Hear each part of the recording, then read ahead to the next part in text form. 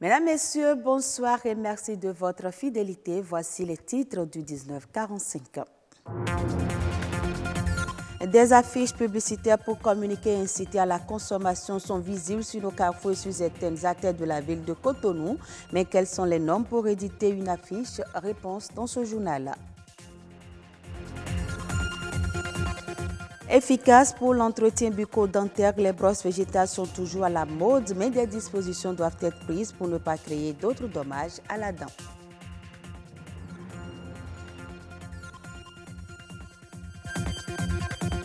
En Arabie Saoudite, des femmes essaient de s'affirmer à travers le sport, pas facile dans un pays où l'égalité homme-femme demeure un idéal.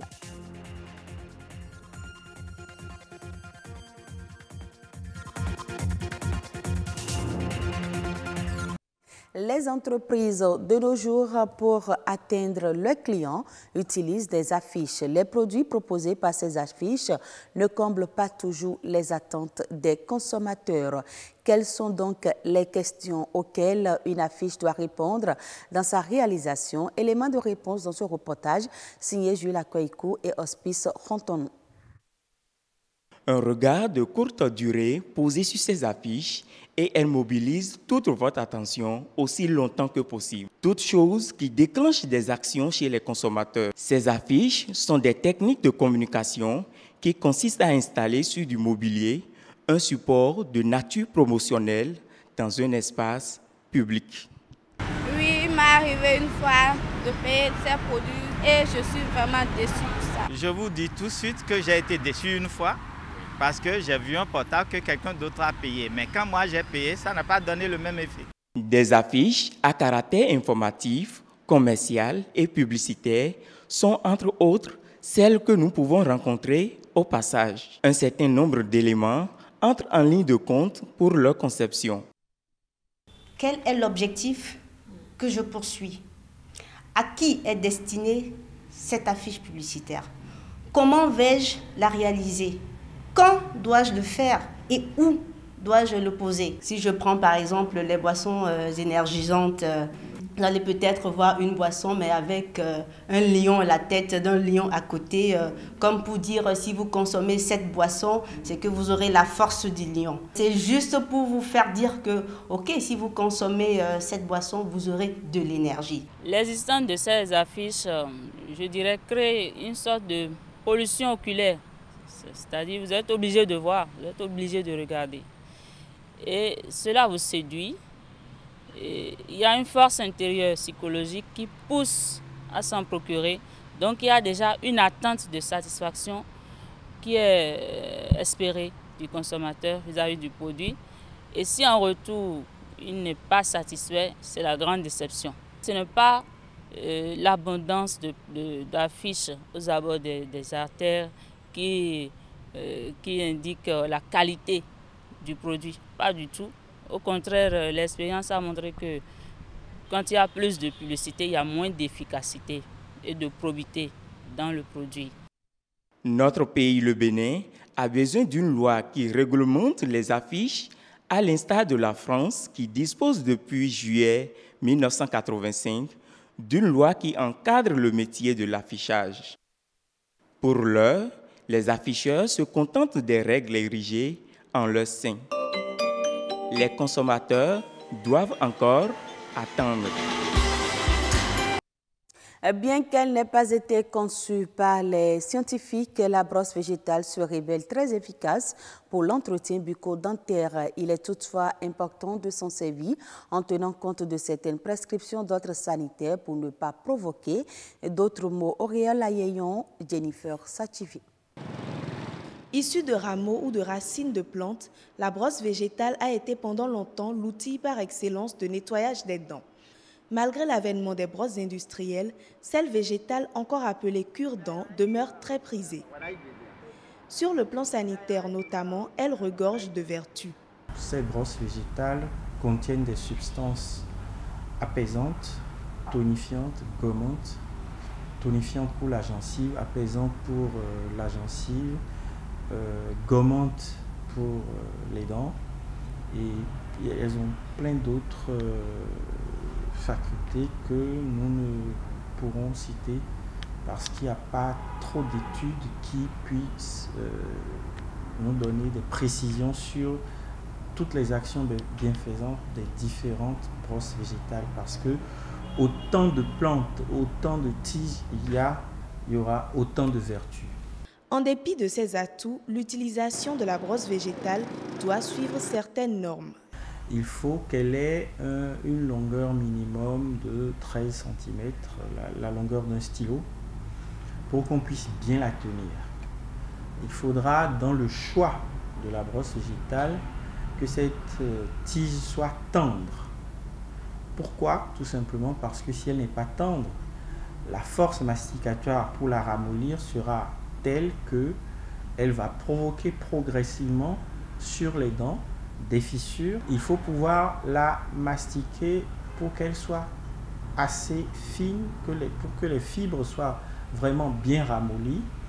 Et pour le nettoyage de la bouche, on procède par un effet gommant.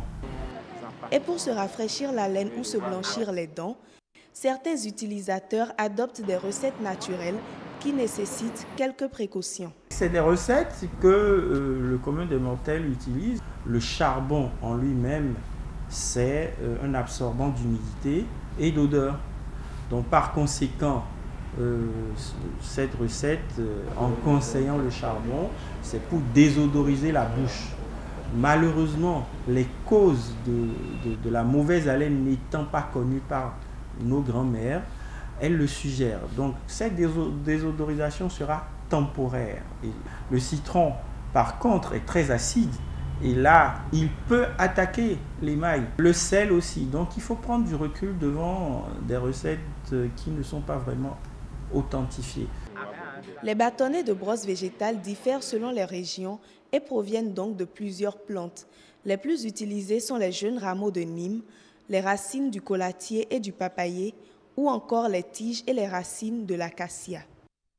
Et nous restons toujours sur ce registre pour vous dire que la vente de la brosse végétale, encore appelée à l'eau en fond, est un commerce qui tient toujours la côte malgré l'inondation du marché par les brosses industrielles. Il faut néanmoins remarquer que c'est une activité à la fois rentable et à risque et exercée notamment par des femmes. Allons donc à la découverte de ce marché avec Heureuse Danondé et Jules Akweiko. Bâtons à mâcher, cure-dents, ramilles, bandes de tissu, plumes d'oiseaux, os d'animaux ou encore piquants de porc-épic, ce sont toutes des mesures d'hygiène buccale employées depuis la nuit des temps. Mais les bâtons à mâcher ont su avoir une cote d'enfer. Ils sont dans le même mot. Les gens du beurre ou bien quand le cas, quand tu ne peux pas faire le matin, là, tu n'auras pas le goût de ce que tu vas manger. Pure-dents, tu brosses le dent avec le pure-dent. Tu resteras comme ça jusqu'au soir. Tu n'auras pas de mauvaise haleine. Alors que la brosse, là, ça, tu ne peux pas tenir. À midi, ta bouche commencera pas à sentir. Au marché d'Antokpa, des espaces sont réservés uniquement pour la vente de ces frottes-dents de provenance étrangère. Il y a la meilleure qualité qui vient du Libéria et Gabon. La seconde, c'est Pobé. Et la troisième, c'est le faux bois qu'on appelle Palimé. Il y a une qualité qui s'appelle Ibo. Ibo, ça fait 4 qualités, 4 variétés, ça. Il n'y a pas le bois au Bénin. Ces bâtons à mâcher sont tous employés comme moyen efficace de prévention dentaire et de propreté buccale à un niveau inhabituellement élevé, ceci après broyage d'une de ses extrémités par les dents. Mais l'efficacité résulte également de la qualité du bois. Alors, Gabon, on dit qu'on a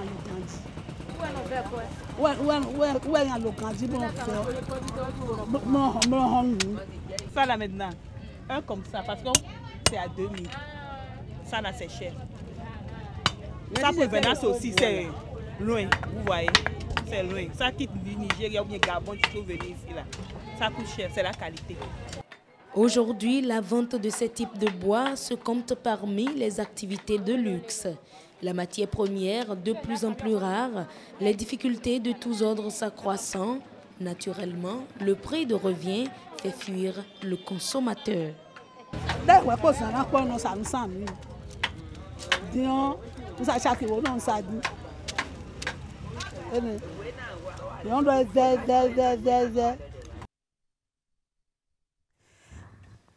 En Côte d'Ivoire, la Banque mondiale va octroyer $1 milliard de financement pour son développement, notamment pour l'agriculture. Parmi ces fonds, $300 millions seront alloués au projet de transformation du cacao et $200 millions pour la transformation de l'anacade, deux produits dont la Côte d'Ivoire est le premier producteur mondial.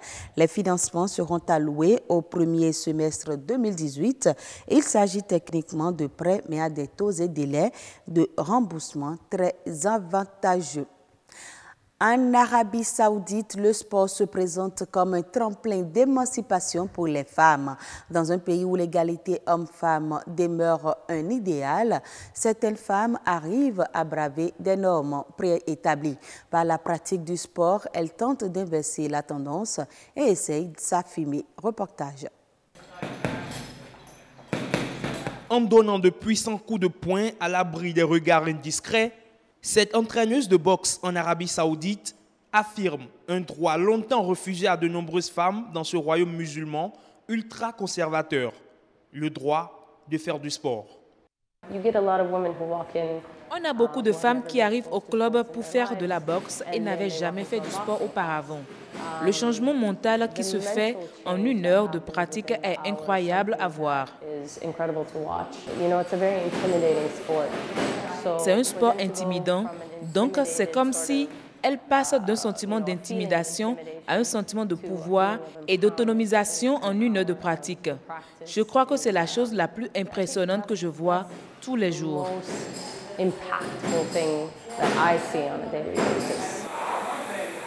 Comptant sur le bouche à oreille dans un pays où l'exercice physique en public est considéré comme indigne pour les femmes, elle contribue à rendre autonome une nouvelle génération n'ayant eu quasiment aucune exposition au sport. Je leur propose d'assister à un cours et de regarder la transformation de leur fille en 1 heure de cours. Elles repartent avec le sourire. Honnêtement, plein de mères de famille sont venues me voir et m'ont dit « Merci pour ce que vous faites. Merci d'offrir cela aux futures femmes d'Arabie Saoudite. C'est un sport qui vous fait sentir plus forte. » D'importantes réformes de la société saoudienne ont braqué les projecteurs sur des femmes comme Ala Armarani qui ont longtemps lutté seules pour obtenir des libertés fondamentales.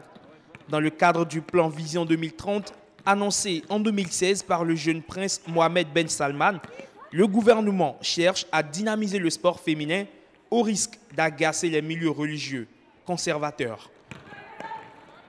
Ce sera tout pour ce journal. Merci de nous avoir suivis.